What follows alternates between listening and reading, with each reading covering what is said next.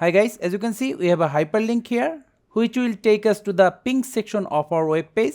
But suppose we want to remove the underline from this hyperlink. For that, go to the anchor tag for the hyperlink, give it a class name, class equal to double quotation, suppose my link, then go to the style section,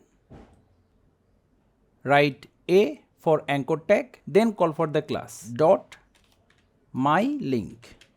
Opening brace, closing brace, give it some space. Inside write text dash decoration clone none semicolon, and we are done. Save, reload. See, we do not have that underline anymore, but our link is totally functional. So thank you guys for watching. Have a good day.